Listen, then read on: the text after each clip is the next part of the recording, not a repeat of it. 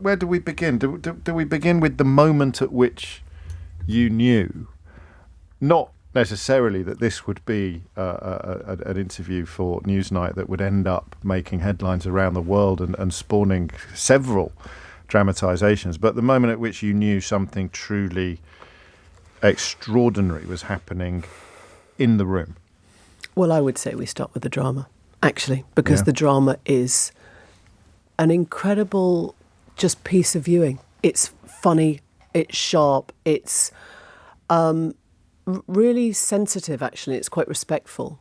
And I know you're a fan of Michael Sheen, and I'd say he is just jaw-dropping in this, and he does something with the character that I wasn't expecting, which is sort of complete him, and he takes it away from anything that looks like comedy villain, anything that looks like a sort of slam dunk idiocy. He's not. He's a father figure, an approachable dad, a sort of loyal ex-husband, if that doesn't sound too strangled, and a devoted son, and a former hero. You know, he sort of returns from the Falklands to adoration. And so there is something quite Shakespearean about what Sheen does with the role, which is to show the sort of the fall from grace. And actually what we do is we put the interview in the middle of the three parts.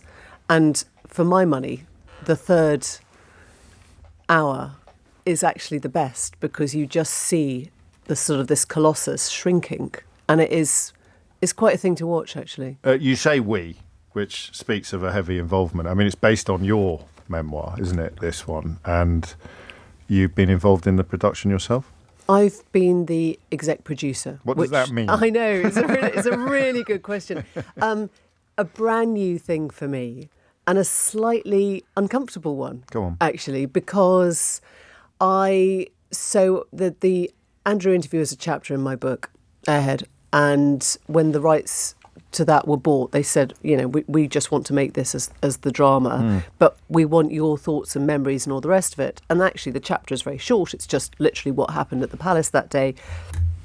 But I worked with the writer in terms of building, I think, a bit more context around it. So, you know, what was the environment like? What was the political environment like? I mean, in the middle of one of the questions I got from Jeremy Brock, who's this brilliant, thoughtful writer, was, tell me about 2019. Right. And I did.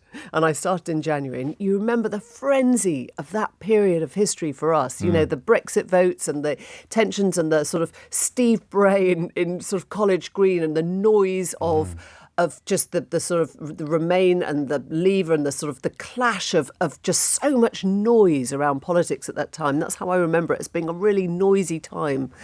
And we were so involved in that. We weren't really looking elsewhere.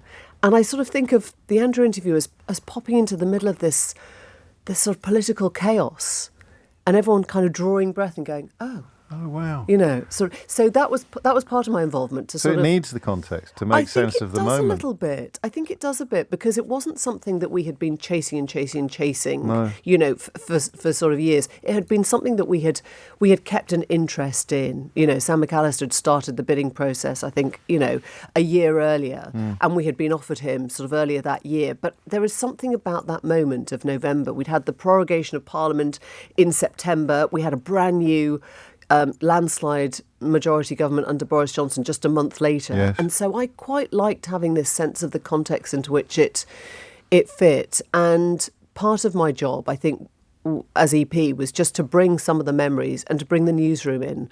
And you'll know the sense that I'm sure you share this, the sense of cringe when a newsroom is badly done on TV. You just go, no, we don't speak like that. It's always sort of faster and a bit more brutal in real life. And I think I wanted to inject some of that speed and adrenaline and sort of, you know, edge of carefreeness into it as well. And your home life as well, which I sense wouldn't be the most comfortable thing in the world for you to want to have on screen. I think at one point my son suggested that he could withhold the rights to his portrayal, you know, which sounds like a very normal thing for sort of kids to do. And so I had to sort of work out how I'd get around that. And actually what we did was we made the kids much younger in this. So it wasn't quite as embarrassing So they're not gonna for get them teased at to, yeah, exactly, to have to. I mean, they're gone. My eldest is 20 and came to see. It was lovely actually. Came to see the premiere in New York, and at least said to me that he liked it. It wasn't something he was sort of found absolutely dreadful, but that was important as well. And I think that process was interesting for me because I began thinking, how can I make this as lifelike as possible? And then I suddenly thought, actually, I don't want to do that. I don't want to do that at all. I don't want that kitchen to look like my kitchen. Sure, you don't have to, do you? You don't have to. The identity of your appliances is not crucial to the narrative. It's not crucial. The dog, I think, was the most lifelike member of the family. You talk to the dog a lot. Well, I do. Yeah. I mean, we have quite a passag, relationship, but we talk a lot. And I guess I mentioned Brexit on every programme, as you know, but it's important to understand where you are. Everyone who listens to the newsagents will know that you've been enormously liberated by your arrival at Global, and that you left the BBC with some ill feeling or unhappiness, I think we would say. I wouldn't go that far. Okay, but you talk about how other male presenters possibly would have been applauded for some of the things that you were criticised for, that you were condemned for, and as a consequence of that, there is a deep desire to make this interview work. Yeah, I mean, if I'm honest, that wasn't my line. Okay. So that was a line that slipped now, mate. in. That's, the print the legend. You can't It's disown it. It's out there now. You're right, and actually, that's what that's part of the interest. That's very new for you. It is new for me, and I think one of the other things that's happened is I'm now reading newspaper articles that elide fact with drama. Yes. And that's so confusing for me. I read a piece, last week, and I couldn't work out whether it was a plot summary or a review or a news story about sort of Andrew moving out of his royal residence. And I just sat back and thought, this is the stuff that we talk about the whole time, with Baby Reindeer and The Crown, all the rest of it, where your worlds are slightly eliding, and it is a strange place to be for a news journalist. Does it mean that you lose ownership? Almost certainly. Gosh. Yeah. Because this is, to use, I know you're a fellow Taylor Swift fan, this is very much Emily's version. It is a team version. Sure. Actually, which I think that is critical, because one thing that the writer did, Jeremy did, was go to a lot of the members of the original Newsnight team. And so it isn't, thankfully, just my recollection. No. It's everyone's memory. And one of the most exciting processes has been finding out things from them that I remember differently. Yes, so we've all remembered things differently. And some of the lines that appear in the drama, I thought, never said that. And then I chatted to Esme and to Stuart, and they were like, no, he did. That absolutely came up.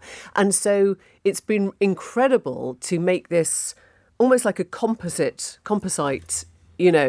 script of all the voices coming together, which has sort of taken the pressure off a bit as well. Yes. I don't feel like it's not just me sort of saying, I'm not standing on Mount Sinai. That's it, with my it? tablet. It's a much bigger story than two people sitting down to have a conversation. I mean, it's got all the sort of trappings of epic drama. And as you say, the third episode after the denouement, almost the third episode is the fallout. The fallout, the most fertile. I mean, and game changing. So I'll end with the question that you completely ignored at the beginning, which is when in the room where it happens, did you feel your antennae start twitching in ways that they had never twitched before? As soon as he started speaking. Seriously? Yeah. As soon as he started speaking, because there was a moment where I thought he would try and turn the whole interview into a promo for Pitch at the Palace. Right. And I thought, I could be in. Do you remember at the beginning of Frost Nixon, when the first hour that Frost has with Nixon, he just talks it out. He filibusters. He just talks it out for the whole hour. And I thought, and we sort of, we've included a little bit of that in the drama. And I thought, for a moment, if he does that, if he just talks about charity work, what am I going to do? I've got nothing. I've got nothing. And as soon as he accepted the premise, as we say, of the question, I thought, whatever you say here, it's not about guilt or innocence. Whatever you say is going to be absolutely fascinating because these questions have never been asked before. Do you feel sorry for him at all? I feel concerned, I think, on a very human level. For the I don't feel sorry that I did the interview, if that makes sense. I feel, I feel uncomfortable at moments, and I feel concerned, and I think I'm also conscious, and this is something the drama says, that it's not just the ramifications on Andrew, it's everyone around him. You know, it's the loyalties to others and the women in his immediate periphery, as well as, of course, you know, to the Epstein victims that I guess lie at the heart of this story. And I suppose I'm concerned as well, in a way, that we don't actually have closure. No. You know, we didn't get a trial. We did this forensic interview, which could be used as a document of public record, but it actually never went to court. You know, we will never know. None of the Epstein victims ever sort of, as it were, got their moment to hold Epstein to account, and some of them, you know, one of them clearly laid allegations at Andrew as well. And so there's always that sense of unfinished business, which I think, naturally makes you ask more questions. A Very Royal Scandal is on Prime now. I mean, you can watch it now. Right now. Yeah, you have to watch it right now. It's Mystery Hour next, but you can watch it at your convenience. Thanks, James. From here on. Emily Amazon Maitlis, Prime, yeah. Thank you very much. Into Amazon Prime. I think it's just called Prime now. It's embarrassing that you know that and I don't. Well, you're the star of the... Right, I will go away and do my homework. I could be wrong. Anyway, Amazon Prime, call it what you will. It's on there, and it's called A Very Royal Scandal, and it's brilliant.